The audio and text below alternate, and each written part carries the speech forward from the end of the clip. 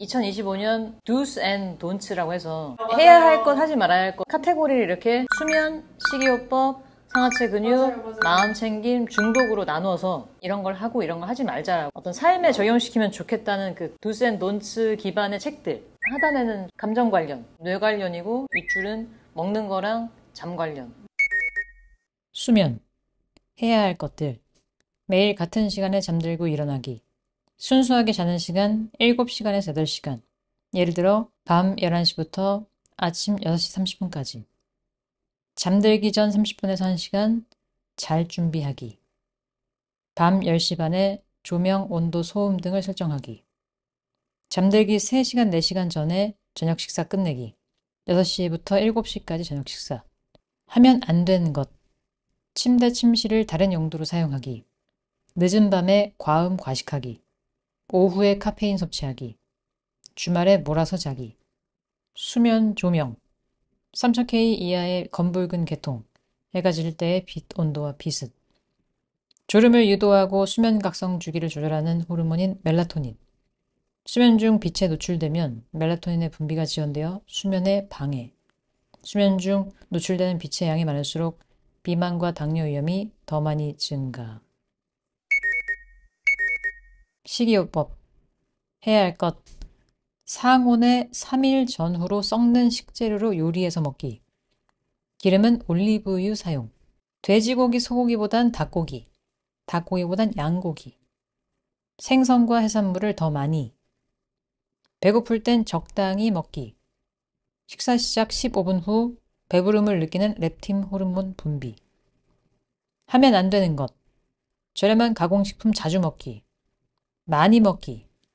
위의 크기는 보통 주먹 2개. 가장 하면 안 되는 것 굶기. 몸이 에너지 절약 모드로 바뀌어서 요요 무조건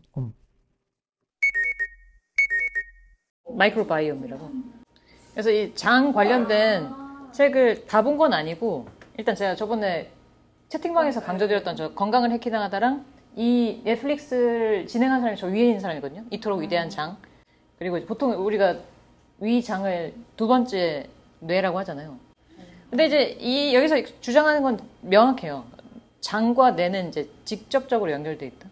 그래서 결국 그 마이크로바이옴은 진짜 딱 오히려 깔끔해요. 별로 할 거 없어요.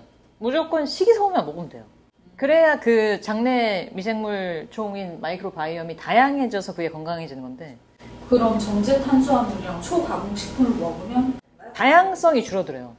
그게 이제 단순히 우리의 소화 시스템에만 문제를 끼치는 게 아니고 얘네가 제2의 뇌다 보니까 기분에까지 연결을 시킬 수 있고 뭐 우울증이나 그 외에 어떤 뇌에 관련된 호르몬 시스템에도 영향을 끼칠 수 있다는 거죠. 그래서 이제 단순히 정말 밥 먹는 거, 내 살 찌고 빼는 거 그 맥락에서 뿐만 아니라 아예 머리 끝부터 발끝까지를 다 생각한다면 이것도 좀 고려해 볼 만한 거인 거죠. 노란색이 상체 근육의 비율 30%, 그 다음에 여기가 허벅지, 그 다음에 이게 나머지 다리 해가지고 그때 제가 허벅지 근육 운동을 해야 된다고 강조드렸었거든요. 그래서 왜 우리 허벅지 씨름하자고 그러지 않았나? 그때 지난달이었던 거. 그래서 주 3회 20분 이상 허벅지 위주. 이동할 때 계단 있으면 무조건 걸어서 올라가기.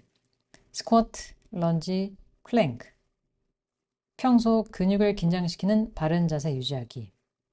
하면 안 되는 것. 모든 이동과 활동을 전동 자동으로 하기. 휴식 없는 운동. 단백질 파우더만 먹는 것. 거의 모든 활동이 손가락으로 가능하다. 현대 생태계는 비활동을 부추긴다. 우리는 이제 소파에서 일하는 것조차 힘들 지경이 되었다. 지금이랑 사실 그렇게 다르지 않나.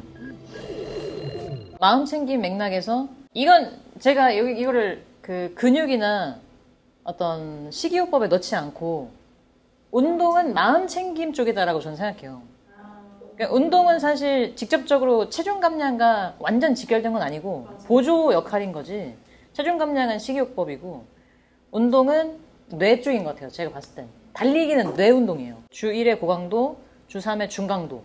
햇빛쬐기, 실내 환기 이것도 진짜 중요하고. 그러니까 아까 잠깐 그 혼자 사는 거에 대한 얘기도 했었잖아요. 그러니까 뇌 시스템의 차원에서 다른 사람과 있어야 한다 이거죠.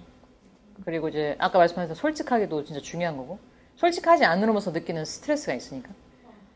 그리고 이제 아까 말씀드렸던 그 명상이 정적인 활동이라고 저는 느끼는데, 정적인 활동 중에 하나라고. 그 중에 새 보는 것도 실제로 그 뇌 운동이 좋다고 하고.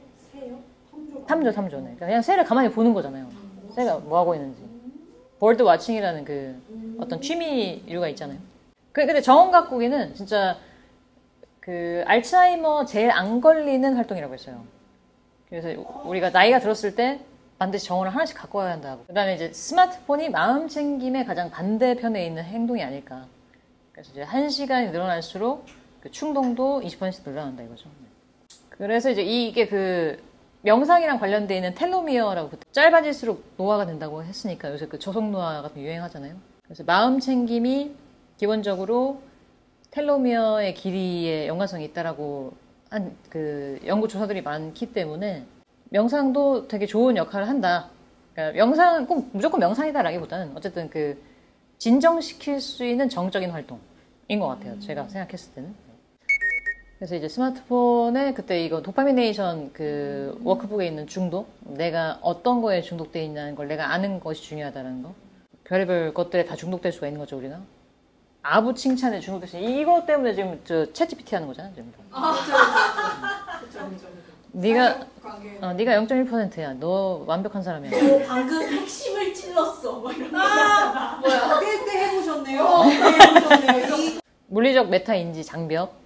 그다음에 이제 지루할 때 보통 스마트폰을 보니까 지루함을 느끼면서 해내는 거죠. 그리고 뭐 의지로 할 수 있다 이런 생각은 하면 안 되고, 의지라는 거 없으니까. 지루함은 표면적으로는 사소한 감정처럼 보인다. 지루함이야말로 중독 문제를 재발시키는 가장 흔한 적이다. 그러므로 지루함을 예상하고 면밀히 검토하고 환영해야 한다. 지루함이야말로 기회다. 지루함은 삶의 속도를 늦추고 순간에 집중하게 하며 다음에 무엇이 올지 기다리게 만든다. 현대인들에게 견디기 어려운 일이지만 지루함은 목표와 가치관에 따라 삶과 우선순위를 재정비할 기회를 제공한다. 새로운 아이디어가 탄생하는데 필요한 공간과 시간을 주기도 한다. 필요가 발명의 어머니라면 지루함은 그 산파다. 지루함에서 도망치는 대신에 그 안으로 뛰어들어라. 바로 거기에 탈출구가 있다.